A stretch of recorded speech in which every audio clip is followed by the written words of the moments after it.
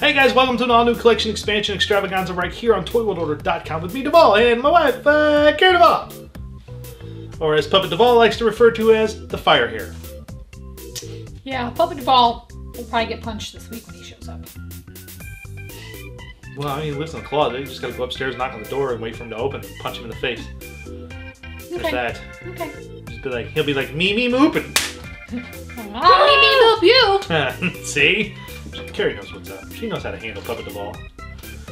We got some great stuff for you this time, gang. We got some fun stuff, and as always, we'll start off on this side of the room with Carrie's cute stuff. I need a little intro video. Carrie's cute stuff.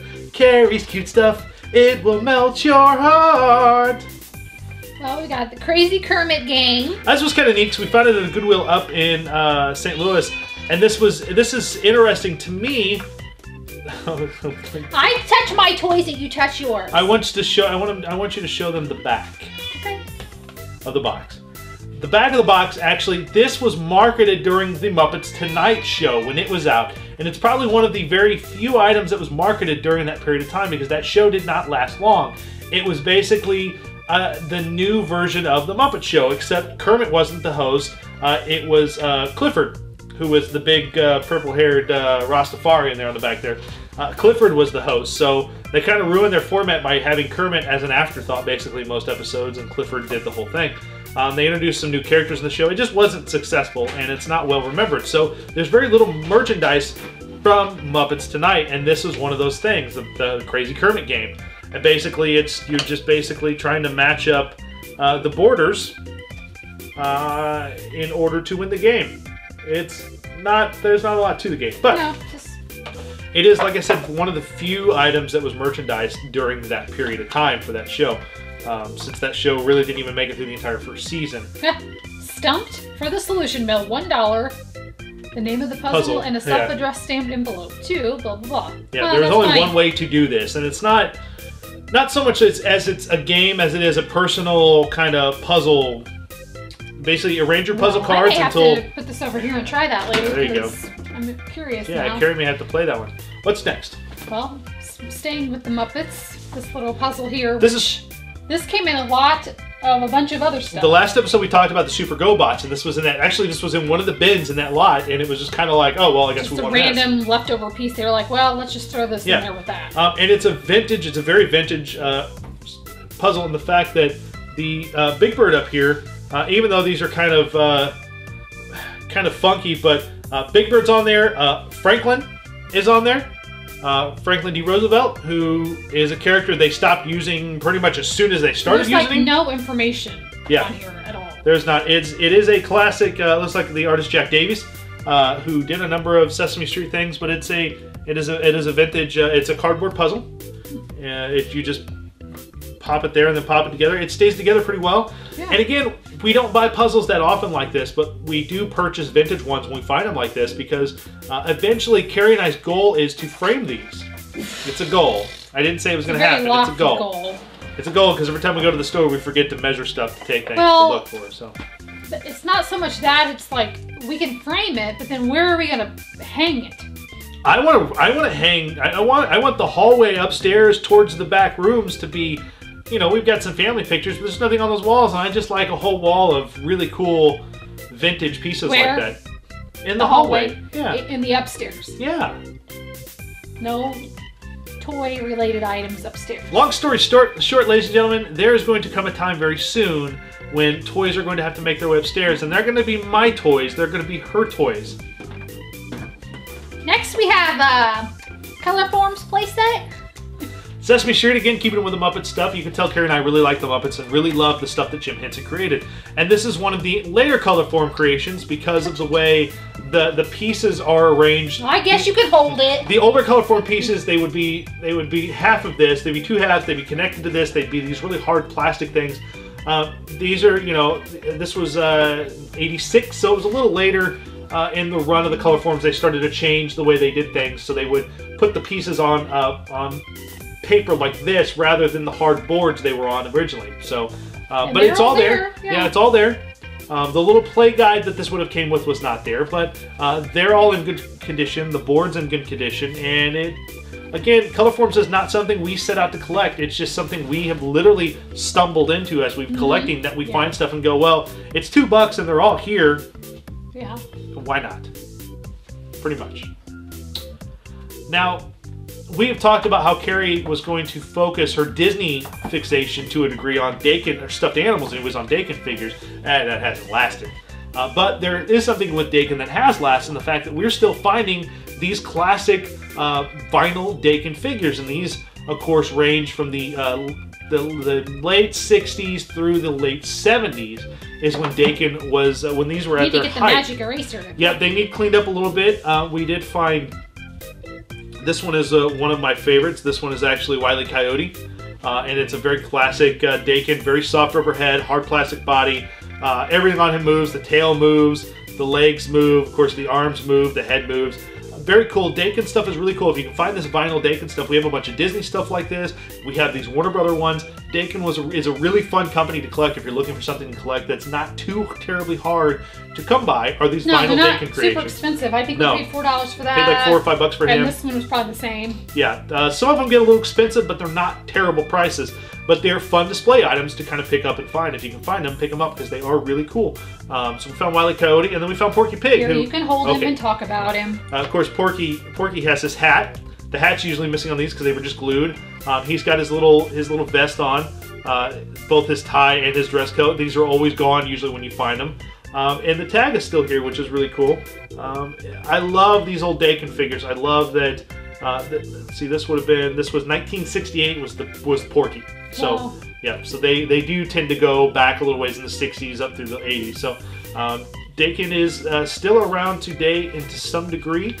They don't do stuff like this anymore, which is a shame because these are really cool, and it really is a shame they don't do these anymore. But because vinyl is actually cheaper in some degrees than plastic in some areas. So, but really cute, really cool. Yeah, they need a little cleaned up, but they're in really good condition. And again, not something we were seeking after collecting, but something we keep finding, and they're in good shape and they're for a good price, and we bring them home. That's how it goes.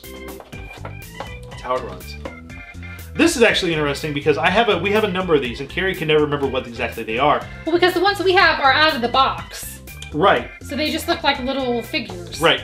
This we picked up our buddy at our friend JR's Mini Mall, and we were in the back digging through some stuff and just happened to come across these in a box. And I was like, "What do you want for these?" And he's like, "I don't know. What do you want to give me?" And I was like, "Oh, $4 or $5." He's like, "Yeah, all right."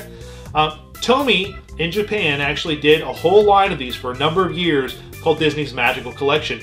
And what these are highly detailed, pretty posable, accurate representations of Disney characters in this 3D, this 3D genre of toys. Usually based on classic scenes or moments from Disney shorts or Disney films. And this one is called Canine Caddy, and it's one from one of the classic cartoons of Pluto and Mickey, where Pluto was basically Mickey's caddy. So he comes with Mickey's golf bag and some golf clubs and such. Really cute, really neat. These were really cool because on this you can actually he can actually hold the golf club in his mouth, or they can go in the golf bag. Of course, it can go over, but he's posable. His tail moves, his arms move, his head can move left and right. Are we going to open that? Not right now, but will we? No, we will open it. Yeah, okay. And his ears are posable. His ears can move up and down.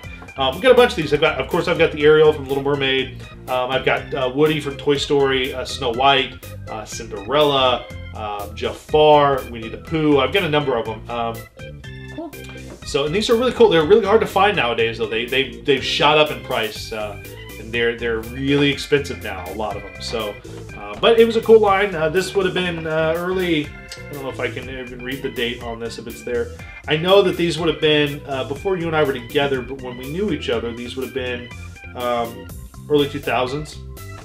So it would have been around 2001, 2002 when these first started popping up, and I think they went up to like 2000. Probably the year we got married is when they stopped, when they just petered off. So very cool to watch. Sticking with Pluto. Yep, sticking with Pluto and sticking with Disney. We've showed off a couple of these, I think both in Flea Market Finds, as well as in this version of Flea Market Finds, Collection Expansion Extravaganza. These were ceramic, hand-painted Disney characters. There are many different variations on these characters because they would paint them differently each time. Yeah, Usually, we have like 2 different minis. We have 2 minis, 2 Mickeys, Goofy, and Pluto. Pluto was about the only one you could always find that was the same because you can't really do a whole lot of different things with Pluto.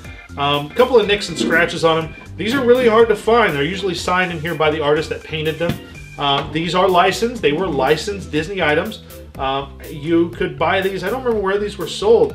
I know they were not very commonly found. Goofy is pretty nicely done.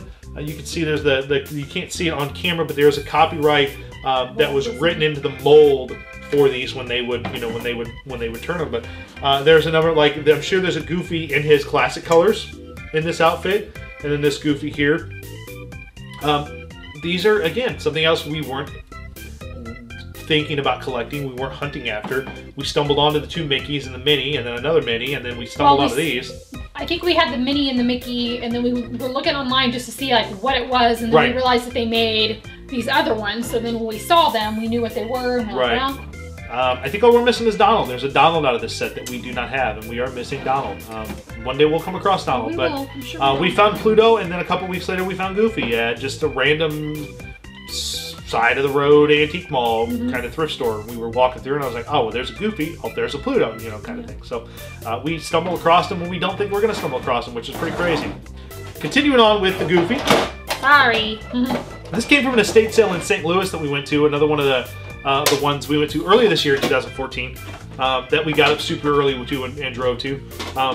But they had all these lunch boxes, and when we got there, she had told me on the phone that the lunch boxes, the metal ones were all $5, the plastic ones were all $2. Didn't matter if they had thermoses or not. The people that owned them just wanted to get rid of them, and we loaded the poop up. Yeah, Let me tell you what. We bought like 7 or 8. Well, we bought more. We bought like 10. I think 10, about 10 or 11 altogether. But this was one that we saw that we desperately wanted because Carrie doesn't have a Goofy lunchbox, and this metal lunchbox for Sport Goofy is pretty neat. This would have been, this would have been probably before '86, right around that time, because they stopped making metal lunchboxes around '88, '89. He's playing tennis on the front and basketball and soccer on the back. I had a sneeze coming on. I was like, had to fight it off. I apologize. And it's really cool. And of course, the thermos is here. One side of the thermos, the actual, well, I mean, it's kind of beat up. It's kind of been, it's kind of been pulled through the rocks, but it does have the thermos, and that's a plus, even if it is a little beat up. The actual lunchbox it's itself, not too bad for being a metal lunchbox. It's in pretty good shape. It's in pretty decent shape. But that was one that Carrie was like, I want that. I must have that. And I was like, I never say that. I never say must have.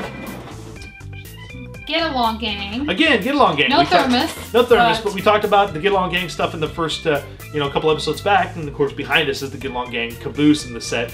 Get Along Gang is one of those lines that is really cool. It was an American Greetings Corporation creation in the 80s. They invented a lot of these. Rainbow Bright was one of them. They were labeled under those characters from Cleveland, and they made a number of these. Shirt Tails, Care Bears, all came from this same company, from the same umbrella. They were trying to create these licenses, and in the 80s it was a big deal, so they just kept pumping them out, pumping them out. Get Along Gang was one of those creations, and it did really well when it was around. It really sold well. It was very popular for a long time, and very cute. There's a lot, of course, the lunchboxes are harder to find. You don't see these very often. But then there's, of course, the stuffed characters that we've got a couple of them. I think we got a Monty Moose, and they all came with roller skates. But of course, the roller skates are always missing. But really cute stuffed animals. So Get Along Gang is a really neat license to kind of poke around and see what's out there, because there's some really cool stuff out there. Especially, I know we might have showed these, but these are some of my favorites. Are the dress up pals. Which are the dress up kids, which are these posable little dress up characters for Get Along Gang, and they had a number of play sets. Like they had the soda shop play set for Get Along Gang for the kids, which was kind of neat. So those were some of the interesting things out there for Get Along Gang that you can find. I got some books here. We have a lot of Disney stuff this episode. We do. Sorry. It's kind of it's been building up a little while, but we'll try to skip those for a second. Found some books at Goodwill. Goodwill's always a good place to look through kids' books. You never know quite what you're going to find, but I found one that I was like, oh, I got to have that, even though everyone's going to be like, why? Like, because.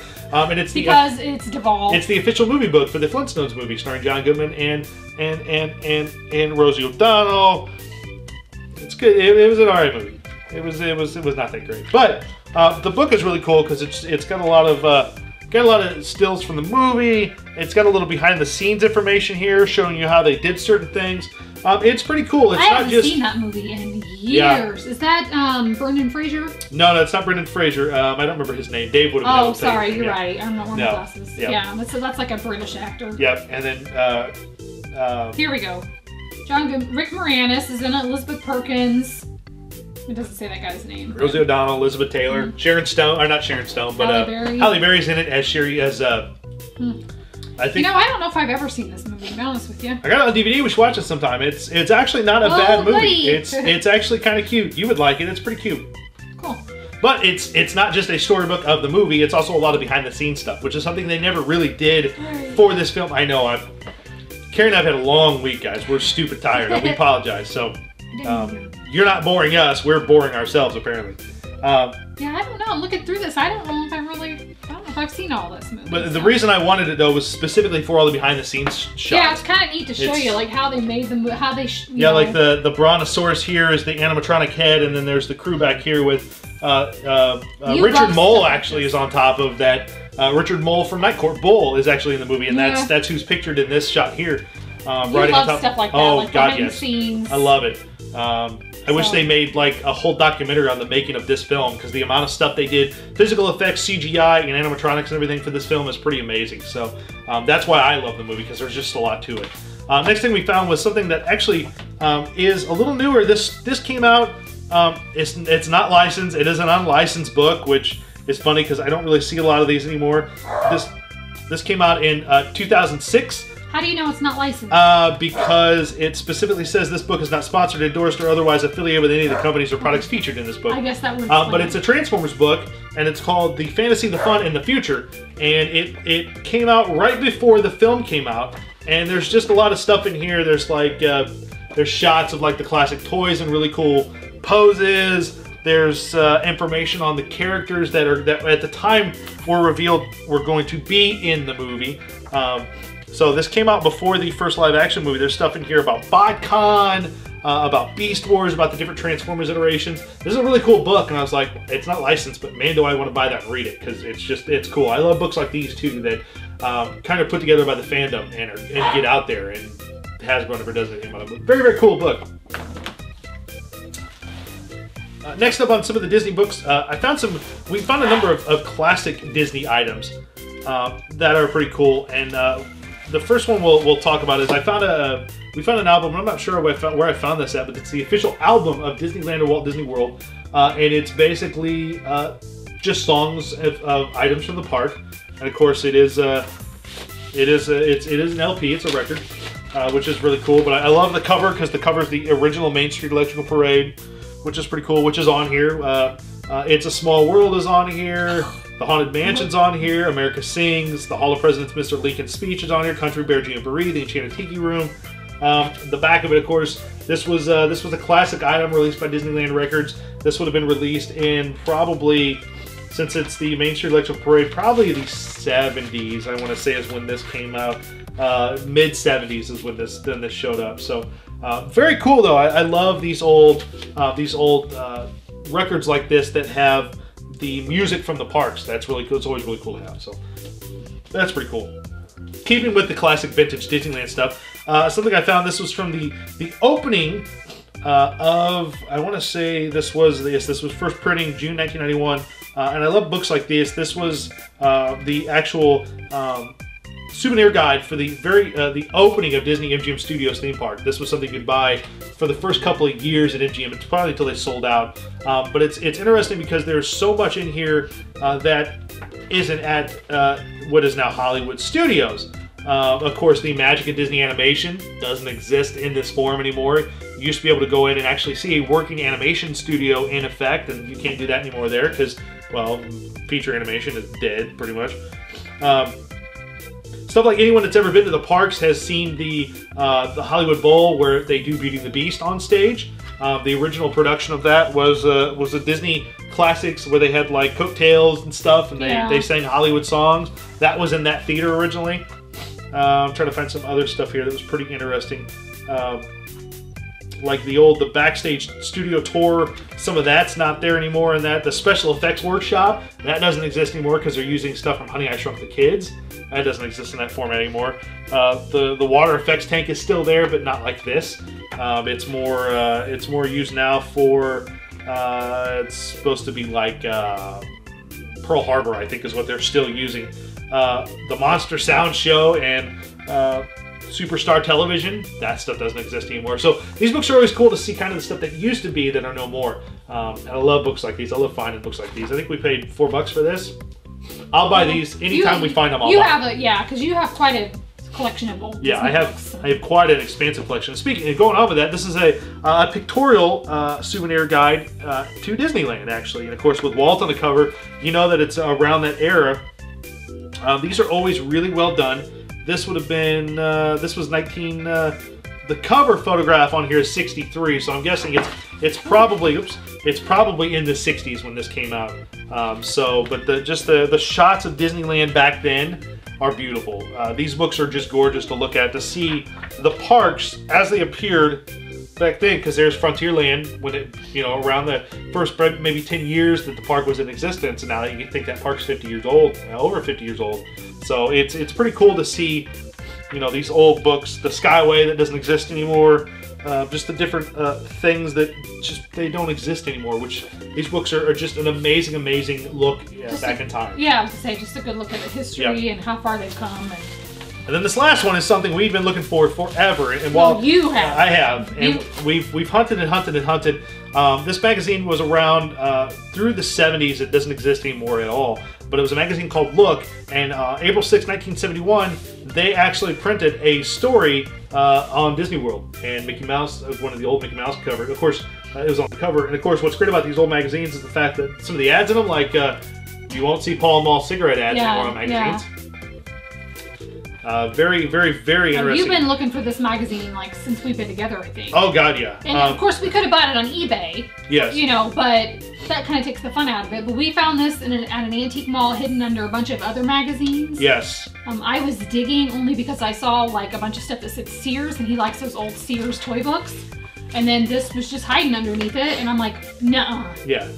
This would have come out before the opening of Walt Disney World, and what's cool about this is there's a shot, and I don't think you can make it out very well, but the shot down here is they set it up. The park's not even done. There's not even grass on the ground. There's still construction equipment behind all these people that they've staged to take this picture, so they had pictures for this article. It's another one of those articles.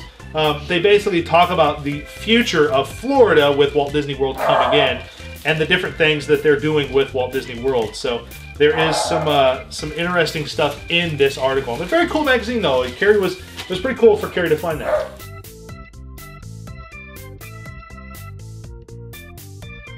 All right, moving on to action figures. Yay! Carrie goes to sleep now. Yeah, because I don't. Well, I do know what some of these. You got Andre the Giant. Yeah. And then I'm not sure what the keeping up with the Transformer stuff. I doubt I'll ever transform him again out of his Tyrannosaurus mode, but this is actually I believe this is the original Beast Wars Megatron that was out for Transformers. And not a great robot mode, but the dinosaur mode's pretty cool. And the fact that, his mouth opens and this was actually one of those lines that actually isn't from Hasbro, because everyone knows Hasbro owned the Transformers license. This was actually done by Kenner after Hasbro acquired Kenner. They weren't doing a whole lot with the Transformers license. Beast Wars was on the horizon. They kind of gave the license to Kenner to see what would happen, and Kenner produced Beast Wars toys, and they did really well. Which is a story for another day because there's stories behind that. But the Beast Wars Megatron is pretty cool. I love the dinosaur mode. This will probably be the mode that he's in on the shelf. Maybe I'll transform, maybe I won't, I don't know. But transformed, it's not a great looking robot. You'll see a picture of him. I don't think it's a great looking robot. He was missing, he's supposed to have little missiles that go in his legs here, that like the sides here that swing down that are missile launchers, they were missing. But other than that, he's all there. And I couldn't be happier because I did not have, I had very few Beast Wars figures, and Megatron is really cool. What's the matter over there? Look, look, look. What's wrong, Carrie? Why so sad? Can I help you with something? Yeah, get out of my face. Aww. Give me some more Goofy stuff. What? What's all this other stuff? Alright. Moving on. I found, I love finding, I don't collect a lot of vintage Ninja Turtles figures. There are a lot of collectors out there that love Ninja Turtles. I love Ninja Turtles. It's not something I really want to collect because there's just way too much of it. And some of it is a little hefty in price. But I did happen to find a Casey Jones and his hockey stick. I'm sure I'll find the other pieces eventually because there weren't a whole lot. There was a bag and a bat, and I think there was one other item. But is this Ninja Turtles? No, I'll get to that in a second. Vintage Casey Jones is pretty cool. I love the vintage line. This was one of the figures I had when I was a kid, so that's pretty cool. I usually just buy the stuff Turtles-wise that I actually had, which is pretty cool. This actually is Warriors of Virtue. And this, I can't remember. Supposed to stand on something? Can't remember who, no, I can't remember what the company was. IJL Creations, and it was some weird toy company made these. It was a very large line, though, very, very large. There were a ton of figures in this line. This was the female Rue, one of the heroes, one of the Warriors of Virtue. She's missing. She had a hoop she came with, but she's got a little bag. Was that a cartoon or show? No, it was a live-action movie. Oh. It was. I've got it on VHS. I think I never came out on DVD. But it's a very funky movie, and it's very weird. There was the toy line consisted of like 25 characters. I probably over-exaggerating. What is it? She's a kangaroo. Oh, kangaroo. Okay. Yeah. A little known fact: they did a sequel to Warriors of Virtue, where since they didn't have the budget to do the animatronics, they basically wrote the story that all the Roos eventually evolved and became human. Which took away all the cool thing of that film, the fact that you had kung fu fighting kangaroos, took it all away. Like, now they're just human. Where's her pouch? She, well, but she had a little hoop that she came with that it's missing. But yeah, you don't see Warriors of Virtue figures very often anyway, so very cool to have. Next up, that was. Yeah. Next up is a classic WWE Hasbro, actually WWF Hasbro figure. I know, right? You know, you're not supposed to say that anymore, apparently. But Andre the Giant, the late great, the first entrant into the WWE Hall of Fame, Andre the Giant. They have they do a match at WrestleMania with him. They do now, yes. Just this year, they started the Andre the Giant Memorial Battle Royal tournament. But Andre, this figure's great because, you know, you can put his hands, you can put a figure in his hands and then pull him back, and he basically would throw the figures out over the way like that. So I love the old Hasbro WWF line. I think it's probably one of the coolest wrestling lines ever made. Yes, today's wrestling figures look just like the superstars, but these were great because they really captured the essence of what the WWF was in the 80s and 90s. Was this very, the early 90s at least, was this very cartoony, characterized situation, soap opera for men, and these figures captured these characters perfectly. You can look at some of the old WWE figures and go, who is that? But if you look at a Hasbro WWF figure, you can tell right away that's Andre the Giant, or Shawn Michaels, or Bret the Hitman Hart. All of them. Carrie's going to excuse herself for a moment because the dogs are outside barking, so she's going to go let them in real quick. But again, I love the old love the old Hasbro WWF stuff. It's really cool. I'll save those three for later. I got something here. Somebody had asked me a question if I would review this line, and I'm trying to acquire the rest of the figures in the last few vehicles I need. But Kenner did a line based on the Alec Baldwin film The Shadow, which in turn was based on the classic radio star and radio show The Shadow. And they actually did a bunch of figures, and I found the Lightning Draw Shadow figure. Who's very cool. Of course, both his guns, you hit a button on his back and he'll, you know, fling, or you squeeze his legs together actually, and he'll, you know, throw his guns up in the air. And he's got a little light piping on the top of his head to make his eyes glow, which is pretty cool. All the figures in this line, again, it's not one of those lines that was really sought after or really well loved, but it's got some really cool characters and some really cool Kenner creations, and I love old Kenner stuff. This stuff's really neat. I've got a number of things. I've got like the Shadow Thunder Cab. I've got the Shiwan Khan Serpent Bike. I've got Battle Shiwan Khan. I've got this Shadow. I've got the Transforming Lamont Cranston with the Snap-on Shadow Armor. It's just a matter of tracking down the few other figures and a couple other vehicles I need out of this, and they're not that expensive. They're not that hard to find. And of course, you guys know me. I buy this stuff mint on card when I can find it, and I open it. I know, it's scary, right? It makes some people cry. But it's funny because this was $1.99, and it looks like it was a Big Lots tag at one point. These were in Big Lots, so for $2. But this would have been '94, so the year before I graduated high school. But yeah, I paid like $4 for this Shadow, so you can't beat that. It's a cool line. Next up is a line from Mattel, a line based on a movie that, again, that didn't do really well, and the toy line didn't do well. But there were some really cool, imaginative toys released for this line, and this is actually the Hook Lost Boy Strike Tank. Hey, welcome back. How are you? You missed me. You want me to talk about the Shadow again? No? Okay. Mattel Hook Lost Boys Strike Tank. This is really cool. I've got the Lost Boys attack rep, which I think we've shown on a separate episode. But this was the other vehicle released in the line. There's one other vehicle that was really hard to find, but this was the other main release vehicle. And it's cool because it had a cool little action feature where you push the back here and you would load one of the fists into this barrel, and you would push the back of it and it would launch the fist into the air to strike out Hook. It was basically just one of those squeeze things, and you would roll it to ram things. It was an interesting... This line, again, is not one of those well-loved lines. It didn't do well, but it has some very imaginative creations, imaginative sculpts, imaginative vehicles. Some really cool items were released for this line. So this is going to get open, and it is going to get put together, just because I like to display this stuff with the character, with the figures themselves. So very cool. Last few action figure things before we look at a couple of board games. Anyway, we've talked a lot about Kenner stuff over the mini episodes. Of course, the Shadow Kenner line, Beast Wars Kenner line. One of the earliest ones, though, was that's well known as Kenner Superpowers, based on the DC Comics characters. And I got a trio of Superpowers characters from a friend on Facebook. And unfortunately, a couple of them don't have their weapons or accessories, but I got Green Arrow. And of course, these were great because when you squeeze Green Arrow's legs, if he had his bow and his arrow, he would raise his bow and his arrow to fire. And he's got a little place back here where you can put the arrow at to store it. But so I got Green Arrow, very cool figure. I got Wonder Woman. Wonder Woman was neat. She just had like a gold piece of rope. But do you know? You probably don't know, but the Linda Carter series for Wonder Woman, she used to have the bracelets. Yes. She would block bullets. Yes. Check this out. She actually recreates that action where she blocks the bullets with her bracelets. It's kind of neat, actually. It's cool that they built that into this toy. Yeah. And then I found Hawkman, and Hawkman actually is complete. He has his mace. He was the only one out of that group that actually was complete, but you squeeze Hawkman's legs, and his wings flap. Flap, flap, flap, flap.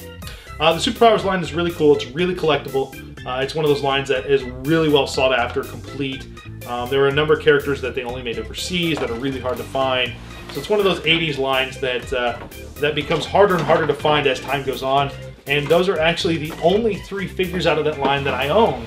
I might get some more down the road if I can find them for affordable, but the great thing is something we haven't talked about is Robin Hood figures, and the Robin Hood figures from Kenner actually share a lot of the bodies and a lot of the different detailing off these molds for these figures. Like the Green Arrow body was actually Robin Hood's body. Hawkman's body is actually the body for the, I believe, Little John or the Dark Warrior. I think it's the Dark Warrior, with a different head, different arms and such. But and again, Kenner liked to reuse body types, and that's what happens. So, got a couple board games here for you before we wrap this episode up. I believe just 2 this episode, yeah. Both Star Wars games, both really cool, both vintage games. This one is actually a Kenner game. It is Star Wars, The Empire Strikes Back, the Yoda Master game. Very, very simple game. I believe this was for ages 8 and up. It's a very easy game to play, but the box artwork is beautiful for this game. It's really cool.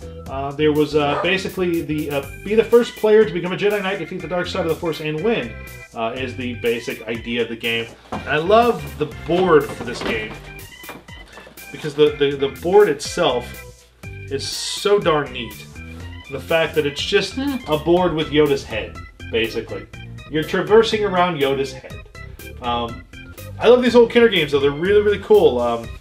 Especially the Star Wars stuff. The Star Wars stuff is pretty well sought after and pretty hard to find. We actually found these at the same estate sale we found all the lunch boxes at it. That estate sale had tons of these games, and I had most of them, but I didn't have the Star Wars one, so we picked them up. And the other one, the next one is actually the original, the vintage from 77, the Star Wars Escape from the Death Star game that came out when the first film came out. You guys should have done one of these and aired it on May the 4th. May the 4th. I always forget about May the 4th. We got some ideas for next year's May the 4th, though. We're kind of worried about getting the second season up and running. No, but you could have done this. This is cool. The game board's really cool because it is just the, you know, kind of the Death Star battle and whatnot. Some pretty neat things to it. Don't mind me. Just okay. I love the old Star Wars games like this. Carrie's looking for the playing pieces because they're the same. Well, no, the Yoda one is just Luke, and then this one is like but it's the same. Luke and Leia and Han and Chewie. Okay, I just happened to see that they're kind of pretty much the same. Yeah, they are. They were the same idea. That's all. That's all. Yeah, I just. My when wife. you opened that one, I saw what they looked like, and then I opened gotcha. this one, and I'm like, they look exactly the same. They look exactly the same. I love these old. Did you show the board? Yeah, I did. Okay. I love the old Kenner games. They're really, really cool and really great. And of course, Star Wars is pretty much timeless at this point. So they're really worth kind of tracking down and finding if you can find them in good shape and pretty complete. This one's a little dirty. The board, the box is a little dirty, but as long as all the pieces are there, I don't usually care that much. But there you go, gang. That's going to bring us to the end of this episode of Collection Expansion Extravaganza. Make sure you check us out on YouTube. Go to youtube.com/ToyWorldOrder. Hit subscribe. It helps us out greatly. As well as to check out all the board games and all the crazy antics of myself, Pixel Dan, Puppet Duvall, and all the great guest stars that stop by. Check out Board. You can go to youtube.com/Board the show and hit subscribe. It help both of us out greatly. Help Toy World Order, help Board out. Really get the word out there for these great shows that we're doing. So, and until next time, gang, we'll be back. And as always, remember, keep digging because you never quite know what you'll find. Take care, gang.